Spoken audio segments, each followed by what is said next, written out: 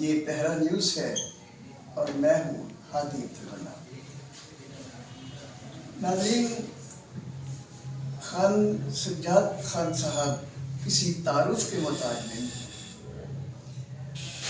ان کی مقبولیت ان کی محبت کی وجہ سے ہے جو یہ لوگوں سے کرتے ہیں اور پھر لوگ ان سے کرتے ہیں۔ تو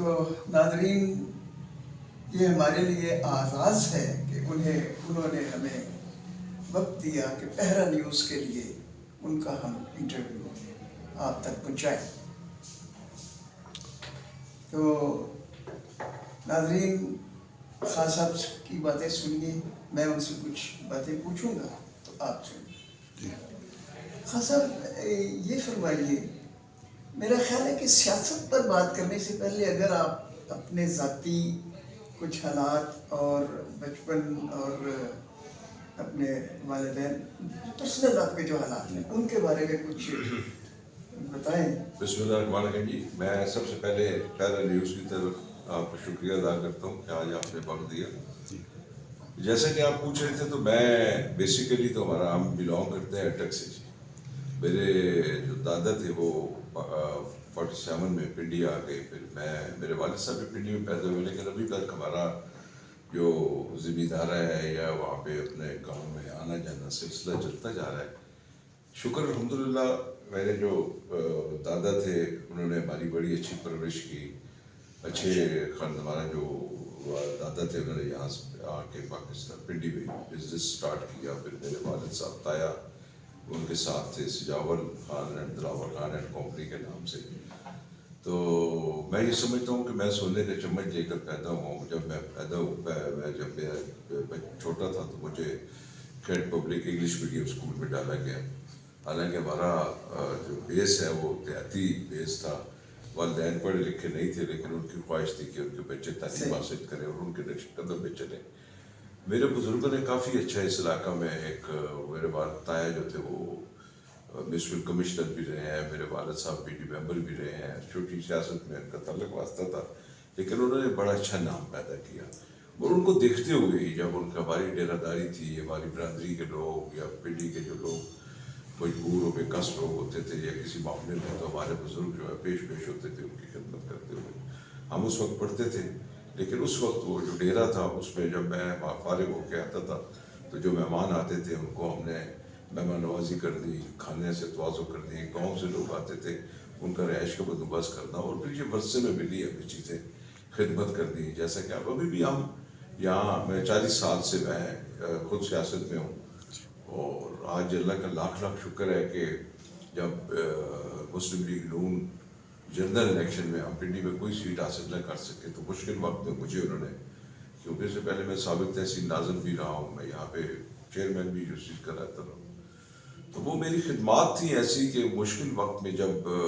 کوئی کینڈیڈیٹ ٹکٹ لینے کو تیار نہیں تھا تو میاں صاحب نے مجھے جیل میں بلا کے حکم دیا کہ آپ الیکشن لڑیں اور ان اپوز نہیں ہونے دینا۔ تو میں خود بڑا حیران تھا کہ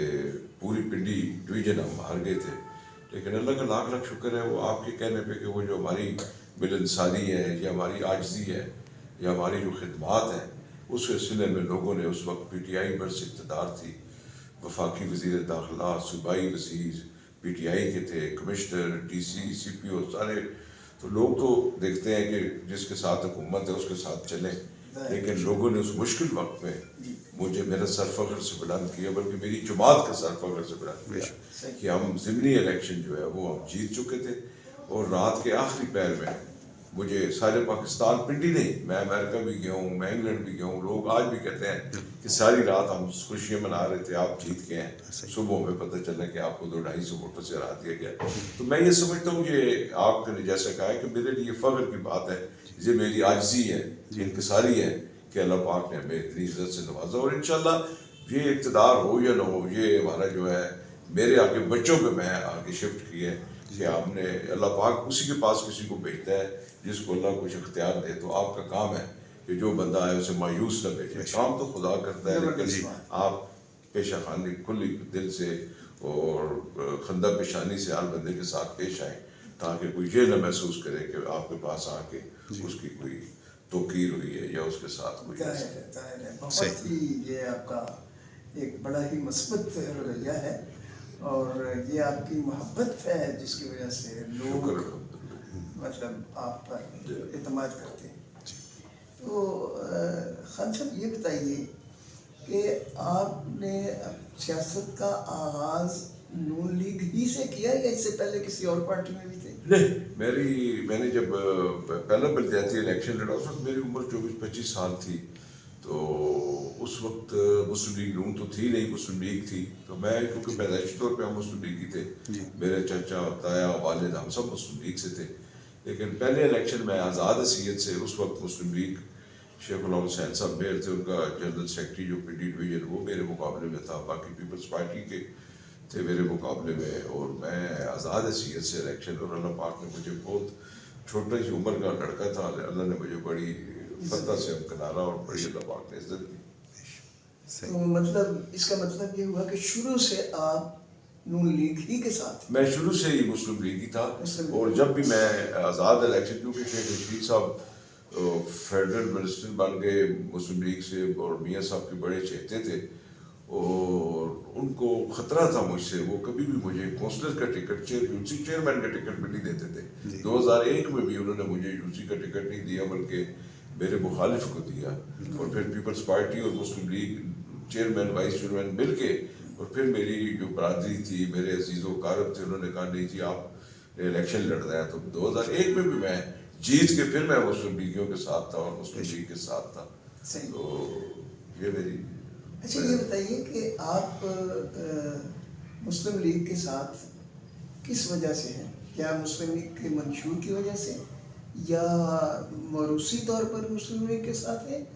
یا میاں صاحب کی شخصیت سے متاثر ہو کر مسلم لیگ؟ دو چیزیں تھیں جو مین تھی، ایک تو مسلم لیگ جو ہے وہ خالق جماعت پاکستان کو بنانے میں مسلم لیگ کا بڑا کردار تھا، دوسرا اثر یہ تھا کہ کیونکہ آباء و اجداد جو ہے ہم ساری زندگی مسلم لیگ کے ووٹر بھی رہے ہیں، سپورٹر بھی رہے ہیں، تو ہمارا نظریہ جو تھا وہ مسلم لیگ ہی تھا، اور پھر ساری زندگی دوسری جماعت پیپلز پارٹی کے اگینسٹ باتیں کرتے تھے، کیونکہ وہ ہمیں اس زمانے میں جب پیپلز پارٹی بنی تو کمیونزم اور سوشلزم کے میں خلاف تھا، تو پھر میرا ایک ذہن ہے کہ جب آپ کسی کو برا کہتے ہیں تو پھر کچھ سوچ سمجھ کے کہتے ہیں، لیکن آپ یک لگ پھر یو ٹرن لے لیں اور پھر اسی جماعت میں شامل ہو جائیں، تو پھر لوگ آپ سے پوچھتے ہیں کہ کل تو آپ ان کو برا کہہ رہے تھے۔ میں نظریاتی طور پہ، اور پھر جب میاں صاحب کو اللہ زندگی دے، میاں صاحب کے ہوتے ہوئے بھی میرے ساتھ بڑی زیادتیاں ہوئی ہیں کہ شیخ رشید مجھے کونسلر کا ٹکٹ، لیکن ہماری آواز نہیں اوپر پہنچتی تھی، لیکن نظریہ نہیں چینج کر سکتے تھے، لیکن جتنی بار بلدیات کا الیکشن جیتا مسلم لیگ کے کیمپ میں بیٹھا، انہی کے ساتھ بیٹھا ہوں، اور پھر جب جوید ہاشمی صاحب الیکشن لڑے تو میں نے ان کی سپورٹ کی، جب حنیف عباسی صاحب الیکشن لڑے تو ان کی سپورٹ کی، ہمیشہ ہم نے مسلم لیگ کے ساتھ رہے ہیں اور مسلم لیگ کی سپورٹ کی ہے، اور مسلم لیگ چاہتے ہیں کہ ساری زندگی ہمارے بچے بھی جو ہیں وہ مسلم لیگ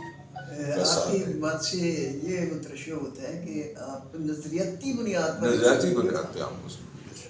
مطلب کسی شخصیت کی وجہ سے نہیں، بلکہ نہیں۔ پھر ہم جب میاں صاحب کے جو ادوار گزرے ہیں، وہ میاں صاحب کی کارکردگی اور میاں صاحب کے بارے میں جو ہمارے خیالات تھے، میاں صاحب نے پاکستان کو ترقی کی طرف گامزن کیا، اور باقی دیگر جماعتیں بھی تھیں، اور آپ کے سامنے ہے کہ وہ جو میاں صاحب نے پاکستان میں ترقیاتی موٹر ویز بنائے، پاکستان کو ایٹمی طاقت بنایا، پاکستان کے انرجی کرائسس ختم کیے، دہشت گردی کا خاتمہ کیا، بزنس مین کو پروموٹ کیا، میاں صاحب کے دور میں بزنس عروج پہ تھے، پاکستان ترقی پذیر ممالک میں شامل ہونے والا تھا، لیکن ہمیشہ جب ہم ترقی کی طرف جاتے ہیں تو کوئی نہ کوئی ایسا ہاتھ آ جاتا ہے جو میاں صاحب کی حکومت کو لے ڈوبتے ہیں، اور پھر ہم پسماندگی کی طرف چلے جاتے ہیں۔ جی ظاہر ہے وہ نہیں چاہتے کہ یہ ملک جو ہے وہ کوئی انڈیپینڈنٹ اپنے آپ اپنے پاؤں پہ کھڑا ہو سکے۔ اچھا آپ ابھی پچھلے دنوں انگلینڈ گئے تھے تو میاں صاحب سے مل کے آئے، تو آپ نے تازہ ترین ان کی شخصیت کے حوالے سے کیا تاثر؟ میاں صاحب انتہائی ملنسار اور اپنے ورکرز کا خیال رکھنے والے بندے ہیں۔ میں جب میاں صاحب سے ملا تو ان کا پہلے یہ سوال تھا کہ وہ پاکستان کے عوام کے لیے جو آج بجلی کے بلز آ رہے ہیں، مہنگائی بہت عروج پہ ہے، اور غریب آدمی کے دست سے ہر چیز باہر ہے، تو میاں صاحب بڑے پریشان تھے، بلکہ انہوں نے یہاں تک کہا کہ یار ہم ایٹمی طاقت ہو کہ $1 ارب کے لیے کبھی UAE جا رہے ہیں, کبھی چائنا جا رہے ہیں, کبھی میں نے تو جب سی پیک کا ایگریمنٹ کیا چائنا کے ساتھ تو $52 ارب کا ہم نے وہ ایک کانٹریکٹ کیا. اگر یہ چل جاتا تو آج ہماری یہ حالت جو ہے ہم ڈیفالٹ کی طرف نہ جاتے یا ہمیں باہر ملکوں کے پاس IMF کے پاس نہ جانا پڑتا. لیکن بدقسمتی تھی میاں صاحب پاکستان کے لیے بہت درد رکھتے ہیں. میں نے اور میاں صاحب انتہائی بہت ملنسار ہیں. ان کی گفتگو میں بھی وہ چٹکلے بھی سناتے ہیں لوگوں کے ساتھ, وہ ایسا تاثر نہیں دیتے کہ جیسے, لیکن بہرحال میاں صاحب پریشان تھے پاکستان کی موجودہ صورتحال سے. اچھا یہ بتائیے کہ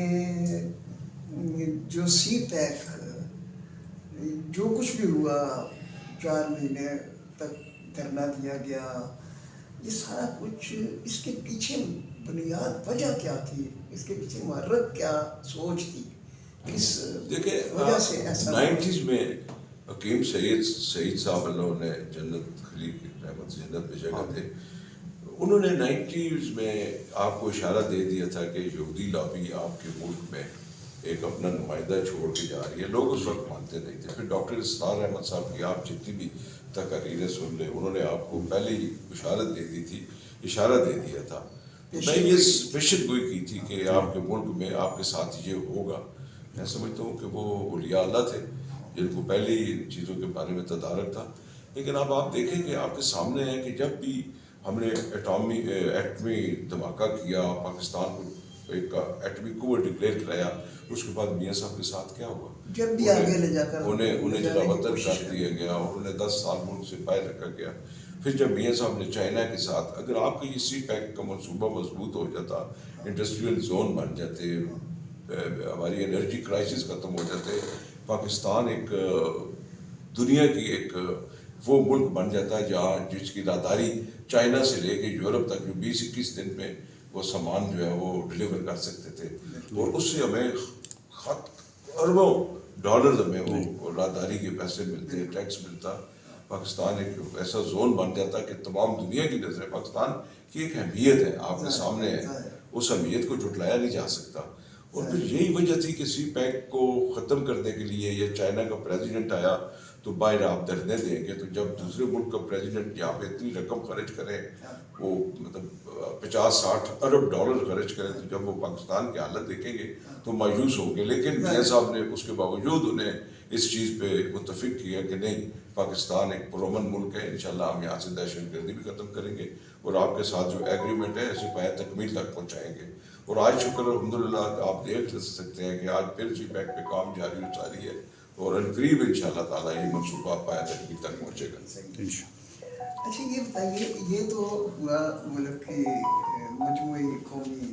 یہ میرا ہو رہا ہے میرا. اچھا ملک کی جو قومی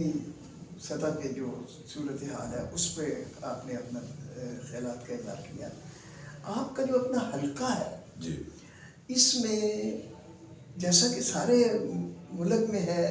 ہر شہر میں ہے, ہر جگہ ہے, بہت سے لوگ ہیں جن کا کوئی پرسانیہ نہیں, فٹ پاتھوں میں رول رہے ہیں. ایسے لوگ جو ہیں ان کے بارے میں کوئی پلاننگ ہے آپ کے ذہن؟ دیکھیں جی, یہاں تو میں جس علاقے سے پہلی دفعہ بلدیات کا الیکشن لڑا ہوں, یہ انتہائی پسماندہ علاقہ تھا. یہ ڈوکیں تھی پنڈی کی, چھوٹے چھوٹے جو دیہات ہوتے ہیں, یہ پنڈی شہر کے چھوٹے ڈوک, کھپا ڈوک, نہیں باقی دیہات کے ڈوک فرمان. لیکن اللہ کا کرم ہے کہ ہمارے یہاں لوگوں کے ساتھ ریلیشن ووٹر اور کینڈیڈیٹ والا نہیں رہا. ہمارا ہر فیملی کے ساتھ, چاہے وہ ملک فیملی ہے, چاہے وہ سید فیملی ہے, چاہے وہ عوان ہے, چاہے پٹھان ہے, چاہے وہ ہزارہ برادری ہے, ہمارا ایک فیملی ٹرمز بن گئے ہیں ہر بندے کے ساتھ. ہم دکھ اور سکھ میں شامل ہوتے ہیں. پہلے پہلے تو میرے چھوٹے بھائی کو اللہ جنت الفردوس میں جگہ دے, وہ میرے ساتھ بڑا ایکٹیو تھا. اب ماشاءاللہ میرے بیٹے ہیں,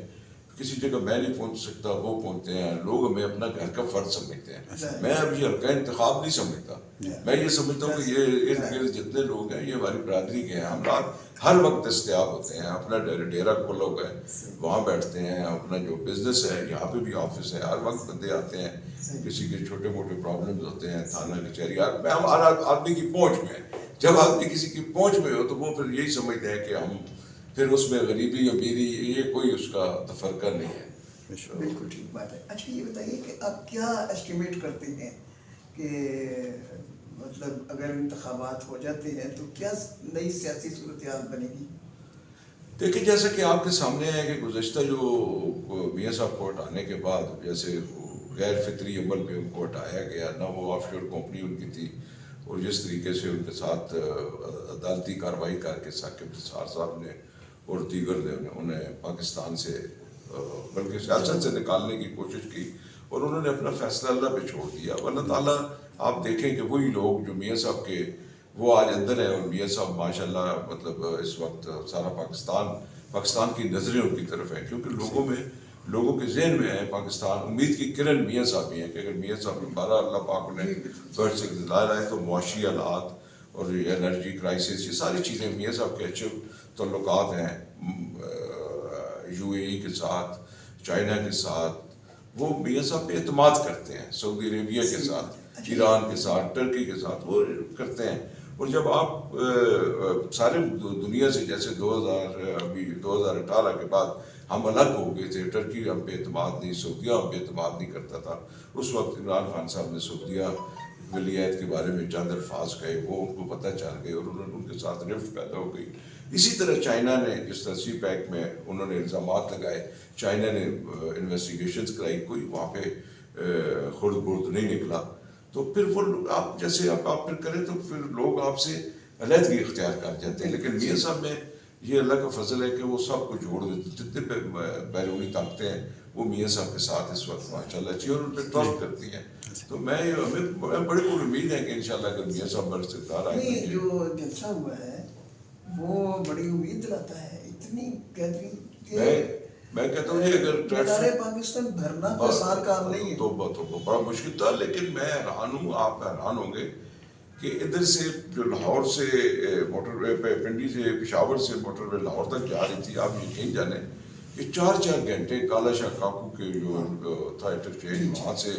اور پھر ادھر سے جو دوسرے قافلے آ رہے تھے، کیونکہ میاں صاحب نے 7:30 بجے تقریر شروع کر دی. اگر میاں صاحب سے 9 بجے تک، باقی میں یہ سمجھتا ہوں کہ انتظامی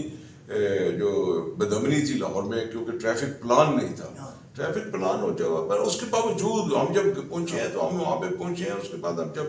مینار پاکستان کے قریب پہنچے ہیں تو آپ یقین جانے بس تو بڑی دور کی بات، موٹر سائیکل کھڑا کرنے کی جگہ نہیں تھی. اور اتنا بڑا مطلب دنیا اتنا یہ پاکستان کی تاریخ کا ایک فقید المثال جو ہے میاں صاحب کا استعمال ہے. ایسا اتنا بڑا جلسہ ممکن نہیں اس سے پہلے نہیں. اچھا یہ بتائیے کہ میاں صاحب نے ایک شعر پڑھا تھا کہ غالب ہمیں نہ چھیڑ کہ جوش اشک سے بیٹھے ہوئے ہیں تہیہ طوفان کیے ہوئے. اس کا کافی تجزیہ نگاروں نے تجزیہ کیا اس شعر کا، میں نے بھی کیا تھا. آپ کیا تجزیہ کرتے ہیں؟ دیکھیں میاں صاحب ریولوشنری آدمی ہیں، ان کو انقلابی ذہن، وہ جب پہلی دفعہ جب وہ پرائم منسٹر بنے تو اس وقت انہوں نے پاکستان کو کہا کہ میں اس کو ایشیا کا ٹائیگر بنا دوں گا. تو میاں صاحب یہ سمجھتے ہیں کہ بجائے اس کے کہ ہم اپنے جماعتوں کے ساتھ، دیگر کے ساتھ جنہوں نے ہمیں دکھ پہنچائے ہیں، میاں صاحب کو کافی دیکھیں نا، ان کی زوجہ بستر مرگ پہ ہیں اور وہ پاکستان میں جیلوں میں اپنی بیٹی کے ساتھ. تو وہ کہتے ہیں کہ میں وہ ان چیزوں کو بلا چکے ہیں. انہوں نے ایک دفعہ بھی نام نہیں لیا کہ میں کسی سے بدلہ لوں گا. شرف صاحب نے میاں صاحب کے ساتھ کتنا بڑا ظلم، ان کے والد کی وفات پہ میاں صاحب کو اپنے والد کے جنازے پہ شامل تھے جن سے وہ بے پناہ عقیدت اور پیار کرتے تھے. تو وہ میاں صاحب کو اگر اندر سے چھیڑے تو وہ، میں کہتا ہوں کہ وہ انتہائی ان پہ بڑا ان کا صبر ہے. انسان میں اتنا صبر نہیں ہوتا ہے انسان، لیکن ایک دفعہ بھی انہوں نے کہا کہ میں نہ چھیڑو گے تو یہاں سے طوفان نکلیں گے، یہاں سے ولولے.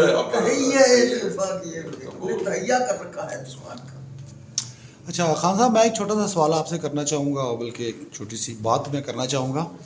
کہ 90 کی دہائی سے ہم جو مسلم لیگی ورکر ہے اس پنڈی ڈویژن میں، ہم یہ دیکھتے آئے ہیں کہ تقریباً پنڈی ڈویژن کی تمام MPA اور MNAs کی سیٹیں جو ہیں وہ مسلم لیگ جیتی تھی. لیکن پچھلے 2-3 الیکشن سے ہم تقریباً ساری سیٹیں ہار گئے ہیں. تو اس کی جو ہم ورکروں نے ہم نے جو اس کا اندازہ لگایا ہے کہ جو عوامی رابطہ مہم کی کمی کی وجہ سے جو مقامی قیادت تھی ادھر راولپنڈی میں اس کی عوامی رابطہ مہم کی کمی کی وجہ سے ہمیں بہت مشکلات کا سامنا ہے. تو ماشاءاللہ آپ نے یہ جو عوامی رابطہ مہم شروع کی ہے اور جس طرح آپ کا عام ورکر کی آواز بنے ہیں آپ, تو ہم آپ سے یہی توقع رکھیں گے کہ جس طرح آپ یہ کام کر رہے ہیں کہ اپنے ورکروں کو بہت آگے لے کے آئیں اور ان کی آواز اعلیٰ قیادت تک پہنچا رہے ہیں, تو انشاءاللہ یہ کام آپ اسی طرح سر انجام دیتے ہیں. دیکھیں جی, سیاست جو ہے نا, جی یہ دنیا جھوٹ ہے. جی میں کئی دفعہ سوچتا ہوں کہ یہ جو کچھ ہم کر رہے ہیں جی کل یہ آخرت میں جو ہے نا, اس پہ یہ سب زندگی جھوٹ ہے. جی کل کا پتہ کوئی نہیں, ہمیں اپنے آخرت کے لیے بھی کچھ کرنا چاہیے. لیکن جب میں سوچتا ہوں, جب میرے پاس لوگ آتے ہیں, ورکرز آتے ہیں جی جو دکھی ہوتے ہیں, جو چھوٹے چھوٹے مسائل لے کر, جی جن بیچاروں کے موٹر سائیکل چوری ہو جائے وہ تھانے میں رپٹ نہیں درج کرا سکتے, ایسے جن کے مکان میں کرایہ دار گھس جائے, کوئی تکڑا کرایہ دار گھس جائے, وہ کرایہ دینا بند کر دیتا ہے, ان کا ذریعہ معاش ختم ہو جاتا ہے, وہ بیچارے بھوک و افلاس سے ترستے ہیں. جب وہ لوگ آتے ہیں آپ کے پاس, اور میں بھی کہتا ہوں کہ اللہ نے کہا کہ حقوق العباد جو ہے وہ میری عبادت سے زیادہ ان کے مانتے ہیں. عبادت لازم ہے لیکن حقوق العباد بہت زیادہ. تو جب میں ایسے دکھی لوگوں کا, ایسے جو لوگ جو بے سہارا ہوتے ہیں, جو لوگ سہارا ڈھونڈتے ہیں کہ کوئی ان کے ساتھ تانے چلا جائے, کوئی ان کا بچے کو ایڈمیشن دلوا دے, کوئی ان کے جو کرایہ دار زیادتی کر رہا ہے اس سے کوئی جرگہ کرا کے بات کرا دے, تو ظالم کا ہاتھ پکڑنا بھی میں سمجھتا ہوں اللہ پاک جو ہے اس کی بھی آپ کو بہت جہاد ہے. تو میں سمجھتا ہوں وہ ساری چیزوں کو, جب میں کئی دفعہ متنفر ہوتا ہوں کہ نہیں مجھے اب عمر کے اس حصے میں مجھے اللہ سے راغب ہونا چاہیے اور یہ جو زندگی ہے اس کو جو ہے اپنی, لیکن جب میں دیکھتا ہوں کہ پھر ان لوگوں کا کیا بنے گا جو میرے پاس آتے ہیں, تو میں سمجھتا ہوں کہ یہ بھی عبادت ہے. اور دو دکھی, جو ایک بندہ دکھی مجھ سے خوش ہو کے جاتا ہے تو وہ جب عرش پہ دیکھتا ہے تو آج اسی کے بدلے میرے پاس, میں تو ذمہ دار فیملی سے تعلق رکھتا تھا, ذمہ دار آدمی ہوں,